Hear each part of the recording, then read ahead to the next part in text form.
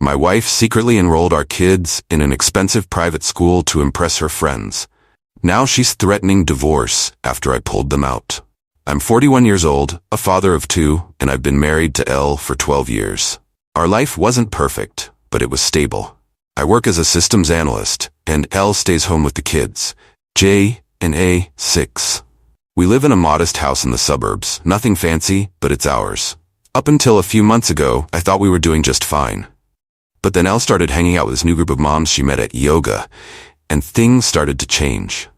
These women, rich, entitled, living in their perfect little bubbles, had their kids enrolled in this elite private school across town.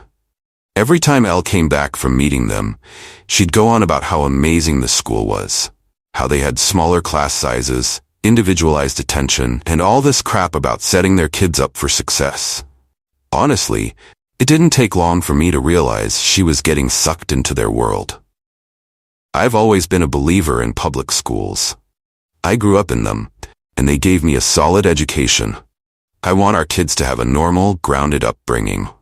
I didn't want them to be surrounded by spoiled rich kids who think life's going to hand them everything on a silver platter. Then one day, Elle dropped the bomb.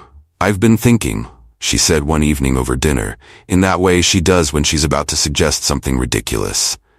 "Maybe we should look into enrolling J and A in St. Matthew's. I heard they have." "No," I cut her off. "We're not doing that." She blinked, clearly caught off guard by how quickly I shut it down. "But don't you think it would be good for them? They offer so many extracurriculars and the other moms say their kids are thriving." "I don't care what the other moms say. We're not sending them to a school we can't afford just so you can keep up with your new friends." That ended the conversation. For a while. We fought about it off and on for the next few weeks. She'd bring it up in passing, try to convince me it was for the kids' benefit, but I wasn't buying it. I could see what was really going on. This wasn't about the kids. It was about her wanting to fit in with her yoga friends. Eventually, she stopped bringing it up, and I thought we were done with the whole thing. Boy, was I wrong. Last week, I came home early from work. I wanted to surprise the kids and take them out for the afternoon, but when I walked into the house, their stuff wasn't there. No backpacks, no lunchboxes, nothing. I asked Elle where they were, and she said they had a half day at school. That didn't sound right, so I called their school to check. And that's when I found out. J and A had been unenrolled weeks ago. I was stunned.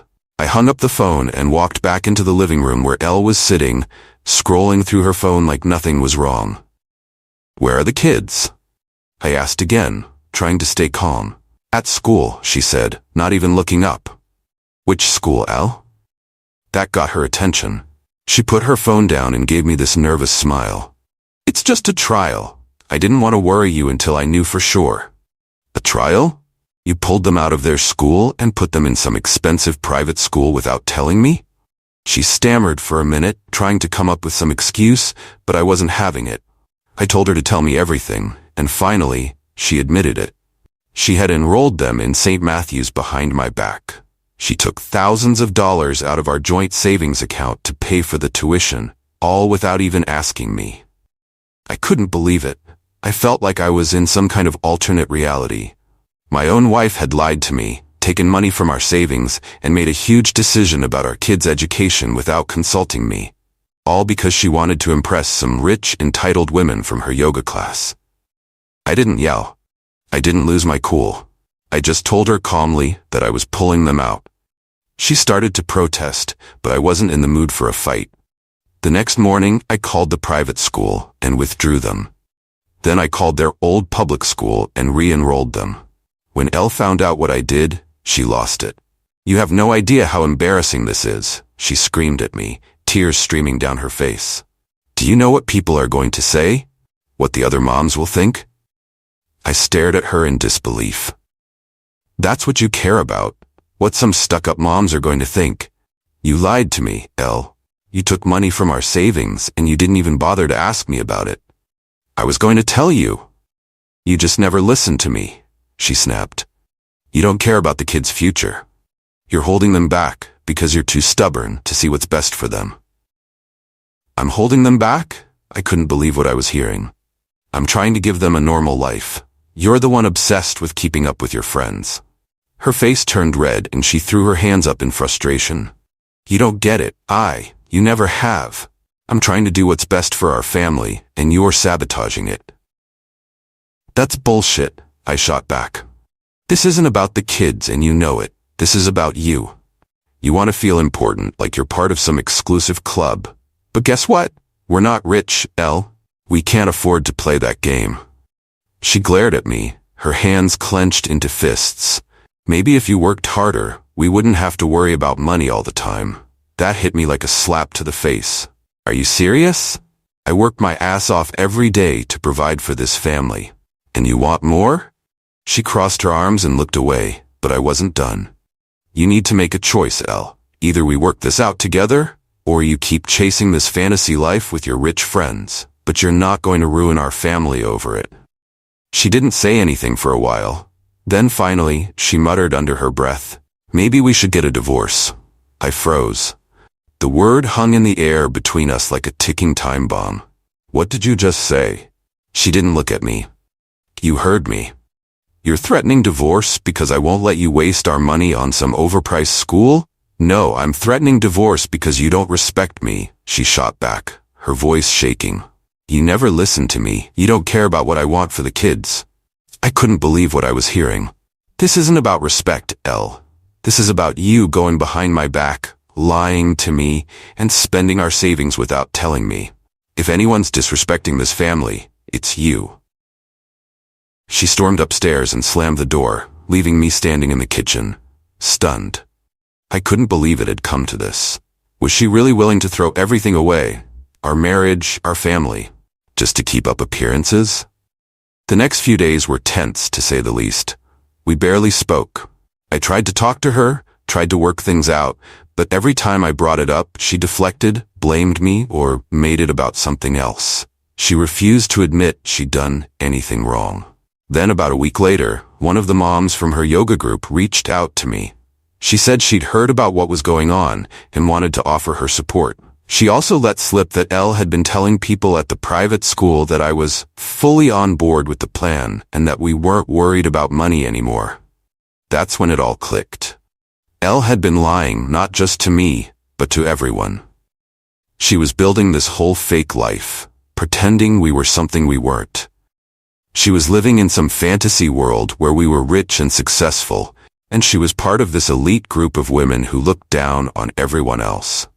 I felt sick. This wasn't just about the kids' education. This was about her ego, her need to feel like she belonged. And she was willing to destroy everything, our marriage, our family, to keep up the charade. That night, I confronted her again. "Why didn't you tell me you were lying to everyone about all this?" I asked, trying to stay calm. "You've been making me look like a fool, Elle. Why?" She looked at me, her face cold and emotionless. "I didn't lie. I just stretched the truth." "Stretched the truth? You told people I was okay with this. You told them we had plenty of money to throw around when in reality you were draining our savings." She didn't respond. "This isn't about the kids. This is about you and your need to feel important. You're willing to ruin everything we've built, everything we've worked for, just so you can fit in with a bunch of rich moms who don't give a damn about you." She flinched at that, her face twisting with anger. "That's not true. They're my friends." "No, Elle, they're not your friends. They're just people you're trying to impress. And you're doing it at the expense of our family." I could feel my voice rising, my frustration boiling over. "Do you even hear yourself? You lied to me, to them, to everyone, and now you're threatening to leave me because I won't play along with your fantasy?" She turned away, refusing to look me in the eyes. "I just wanted a better life for the kids." "No," I said firmly. "You wanted a better life for yourself. Don't try to twist this into something noble. You wanted to feel like you were part of something bigger, like you were more than just, what, a stay-at-home mom? Is that it? You feel like you're not enough?" She didn't answer, and the silence was deafening, but I could see it in her face. The truth. This wasn't about the kids or their future. It was about her feeling like she wasn't good enough unless she was living a life of luxury, a life that didn't exist for us. Finally, after what felt like an eternity, she whispered, "Maybe I'm not." I stopped. The anger drained out of me as quickly as it had come. I sat down, the weight of everything suddenly hitting me all at once. Elle, why didn't you just talk to me? Why didn't you tell me how you felt? We could have worked through this together. You didn't have to do all of this behind my back. She sighed, sitting down across from me, her shoulders slumped in defeat. I didn't want to admit it. I didn't want to feel small, like I wasn't enough for you or for them. I shook my head. You've always been enough for me. But this lying, this sneaking around, it's not who we are. It's not who you are. She bit her lip, her eyes filled with tears, and for a moment I thought maybe, just maybe, we could fix this. Maybe this was the wake-up call she needed. Maybe we could find a way to rebuild, to get back to where we used to be. But then she said the words that shattered any hope I had left. I don't know if I want this anymore. I don't know if I want us. I stared at her, my heart sinking. What are you saying? She took a deep breath, looking down at her hands. I think we've grown apart. I think maybe it's time we go our separate ways. I couldn't believe it. After everything we'd been through, after everything I'd done to try to keep our family together, she was just done? Just like that? You're really willing to throw this all away? I asked, my voice barely above a whisper. She didn't look at me. I think it's for the best. I stood up, the anger rushing back in full force. For the best. For who, Elle? For you. Because this sure as hell isn't what's best for the kids. I'll still be in their lives, she said softly. We can work out custody. We can make this as painless as possible. As painless as possible? I laughed bitterly, shaking my head. There's no painless way to rip a family apart, Elle. There's no easy way to explain to our kids that their mom walked out because she couldn't handle the life we had. I'm not walking out, she insisted, her voice breaking. I'm just choosing a different path. Yeah, I said, my voice cold. One that doesn't include me. She didn't respond, and I knew it was over. A few days later, the divorce papers arrived. It was official. She wasn't bluffing, wasn't just trying to manipulate me. She really wanted out. The woman I'd built my life with was willing to destroy it all because she couldn't handle being ordinary. She wanted more, but not with me. The next few months were a blur of legal meetings, mediation sessions, and custody agreements. I moved into a small apartment not far from the house we used to share. The kids stayed with me half the time, and I did my best to keep things as normal as possible for them. But nothing was normal anymore. How could it be? Jay and A were confused, of course. We told them together, tried to make it sound like this was just a new chapter for our family. But Jay saw right through it. He asked me why Mommy wasn't staying, why we couldn't all live together anymore. I didn't have a good answer for him. I just hugged him and told him we both loved him very much. Elle's been distant since the split. She still sees the kids, of course, but it's like she's checked out. The woman I fell in love with is gone, replaced by someone I barely recognize. I think she's still trying to live up to the expectations of her new friends, still chasing that perfect life she thinks she deserves. As for me, I'm just trying to pick up the pieces. I never imagined my life would turn out like this. But I guess that's what happens when someone you love decides they want something different, something you can't give them. The saddest part is, I don't think Elle even knows what she's looking for. She's chasing a dream that doesn't exist, and in the process, she's lost everything that mattered. If there's one thing I've learned through all of this, it's that you can't fix someone who doesn't want to be fixed. You can't make someone happy if they refuse to be happy with what they have. Elle wanted more, but it wasn't something I could give her. It wasn't something anyone could. So here I am, living in a small apartment, trying to be the best dad I can be. It's not the life I imagined, but it's the one I've got. And you know what? I'm okay with that. If you made it this far, thanks for reading. Life can be messy, but at least I don't have to worry about private school tuition anymore. And hey, if you ever find yourself thinking about enrolling your kids in a fancy school to impress people who don't care about you, maybe think twice. Save yourself a divorce. Hit that subscribe button if you want to hear more about my misadventures in single dad life.